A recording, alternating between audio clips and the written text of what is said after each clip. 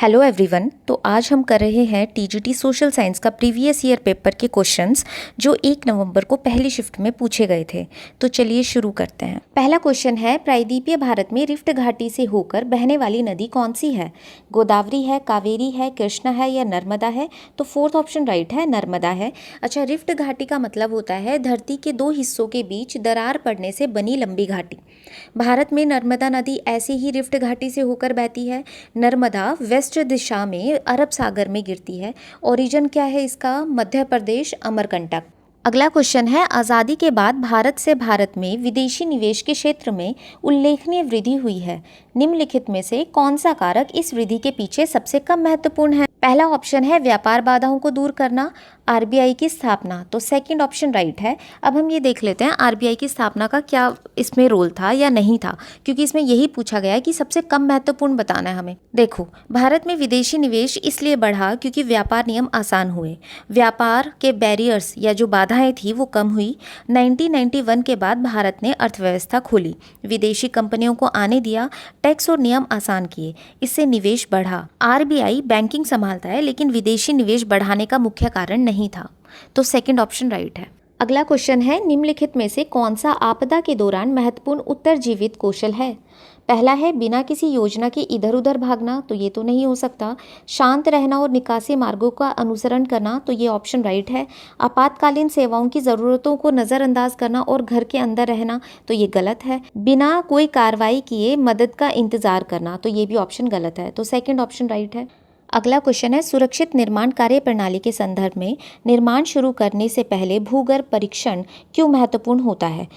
पहला है, यह क्षेत्र में होने वाली प्राकृतिक आपदाओं की संभावनाओं का पूर्वानुमान लगाता है। यह संरचनात्मक निर्माणों को ढोने और स्थिरता सुनिश्चित करने के लिए मिट्टी की गुणों का परीक्षण करता है। सेकंड ऑप्शन राइट है। देखो, मिट्टी की हमें मजबूती क्यों जांचनी चाहिए? देखो, बिल्डिंग तभी मजबूत बनेगी तब नीचे की मिट्टी मजबूत होगी। टेस्टिंग से हमें पता चलता है कि मिट्टी कितना वजन सह सकती है, ज़मीन मजबूत है या कमज़ोर है। अगर मिट्टी कमज़ोर हुई तो बिल्डिंग गिर सकती है।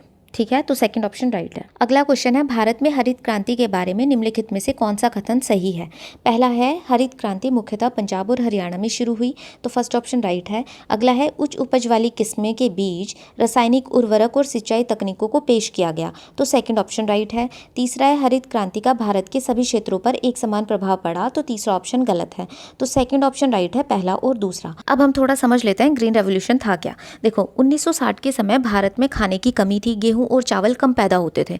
भारत को दूसरे देशों से अनाज मंगाना पड़ता था। सरकार ने खेती की नई तकनीक शुरू की जिसे ग्रीन रेवोल्यूशन कहा गया, जिसमें सरकार ने नए बीज, सिंचाई, खाद का उपयोग शुरू किया और इससे गेहूं और चावल का उत्पादन बहुत बढ़ा। मुख्य रूप से ये शुरू हुआ था पंजाब, हरियाणा और पश्चिम यूपी में, क्योंकि इन राज्यों में पानी और खेती की सुविधा अच्छी थी। अगला क्वेश्चन है, भारत में मक्का का सबसे बड़ा उत्पादक राज्य कौन सा है? कर्नाटक है, मध्य प्रदेश है, उत्तर प्रदेश है या बिहार है? तो फर्स्ट ऑप्शन राइट है, कर्नाटका है। अच्छा, क्या है आंसर की के अकॉर्डिंग इसमें एमपी गिवन था, ठीक है, लेकिन जो इसका करेक्ट आंसर है वो कर्नाटक है, क्योंकि भारत में सबसे ज़्यादा मक्का उत्पादन कर्नाटक में होता है, क्योंकि वहाँ की जलवायु और मिट्टी मक्का के लिए अच्छी है। अगला क्वेश्चन है, सार्वजनिक क्षेत्र के उद्यमों का निजीकरण करने के लिए पीएससी की इक्विटी का कुछ हिस्सा जनता को बेचना डैश कहा जाता है। अब ये देख लेते हैं क्वेश्चन क्या कहना चाहता है। जब सरकार सरकारी कंपनी के कुछ शेयर जनता को बेचती है तो उस प्रक्रिया को क्या कहते हैं? तो उसको कहा जाता है डिसइन्वेस्टमेंट। थर्ड ऑप्शन राइट है, डिसइन्वेस्टमेंट। अच्छा, ये क्या होता है? ऐसा क्यों करती है सरकार? पैसा कमाने के लिए, कंपनी की कार्यक्षमता बढ़ाने के लिए और घाटा कम करने के लिए। इसमें क्या होता है, सरकार थोड़ा हिस्सा बेचती है लेकिन जो कंट्रोल है ना वो सरकार के पास ही होता है। अगला है, निम्नलिखित में से कौन सी भारत में शुष्क कृषि की विशेषता है? ड्राई एग्रीकल्चर की कौन सी विशेषता है, ये पूछा है। पहला है, जल आपूर्ति हेतु सिंचाई नहरों का उपयोग करना, ये ऑप्शन गलत है। निम्न वर्षा वाले क्षेत्रों में फसलों का उगाना, ये ऑप्शन राइट है।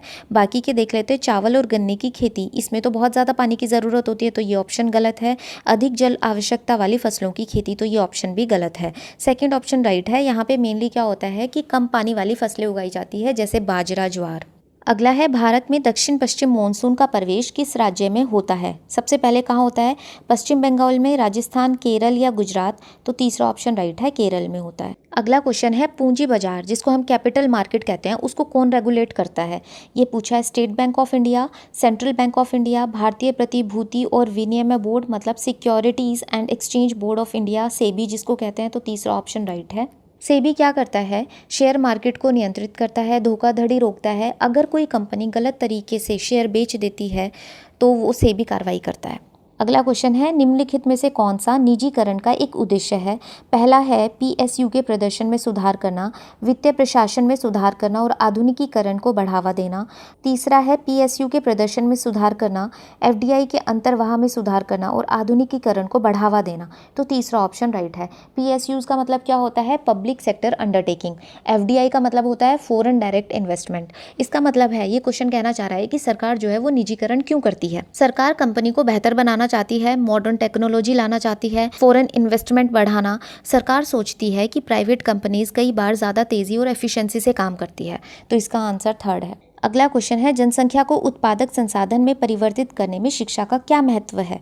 यह कार्यबल की दक्षता और उत्पादकता में सुधार करता है, यह जन्म दर को नियंत्रित करने में सहायता करती है, यह तकनीकी ज्ञान की आवश्यकता को कम करती है, यह भौतिक पूंजी की मांग को कम करती है।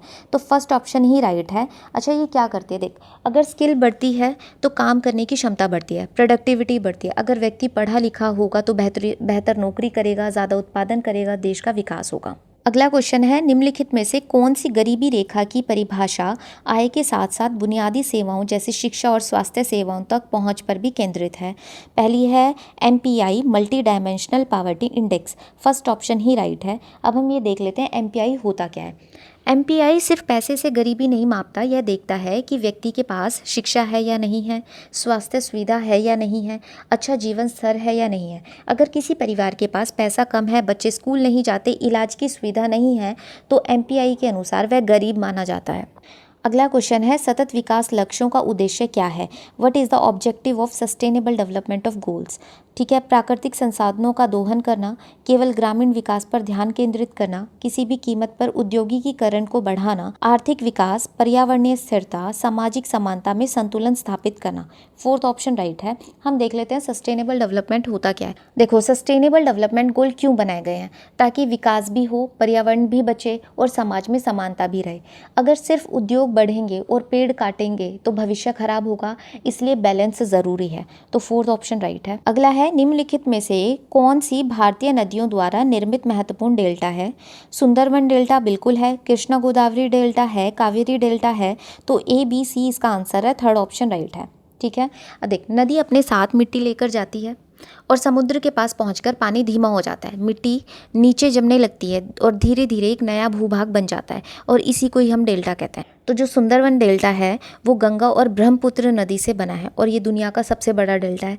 कृष्णा और गोदावरी डेल्टा बंगाल की खाड़ी में गिरती है और वहाँ ये डेल्टा बनाती है। कावेरी डेल्टा तमिलनाडु में डेल्टा बनाती है, बहुत उपजाऊ क्षेत्र होता है ये। लेकिन जो नर्मदा एलुवियल फैन है वो रिफ्ट घाटी से बहती है, तेज़ गति में अरब सागर में गिरती है। डेल्टा कहाँ ज़्यादा बनते हैं? देखो, पूर्वी तट पर ज़्यादा डेल्टा बनते हैं क्योंकि नदियाँ धीमी होती है, मिट्टी ज़्यादा जमा करती है, जैसे गंगा, गोदावरी, कृष्णा और कावेरी। अगला है निम्नलिखित में से किस आधार पर भारत में गरीबी रेखा को परिभाषित किया जाता है? आय और उपभोग। फर्स्ट ऑप्शन ही राइट है, इनकम और कंजप्शन। क्या है? अगर किसी व्यक्ति की आय और ज़रूरी खर्च बहुत कम है तो उसे गरीबी रेखा के नीचे माना जाता है। अगला है निम्नलिखित में से कौन सा समुद्री बंदरगाह उड़ीसा में स्थित है और भारत में पूर्वी तट पर प्रमुख बंदरगाह में से एक है? कांडला बंदरगाह, पारादीप बंदरगाह। सेकंड ऑप्शन ही राइट है। ये कहाँ है? उड़ीसा में है। भारत के पूर्वी तट का महत्वपूर्ण बंदरगाह है और यहाँ से क्या होता है? कोयला, लोहे का अयस्क और अन्य सामान विदेश भेजा जाता है। तो ये थे आज के क्वेश्चंस। अगर आपको मेरी ये वीडियो पसंद आई तो चैनल को लाइक, शेयर एंड सब्सक्राइब ज़रूर करें और हाँ, पुरानी वीडियोज़ देखना ना भूलें। Thank you.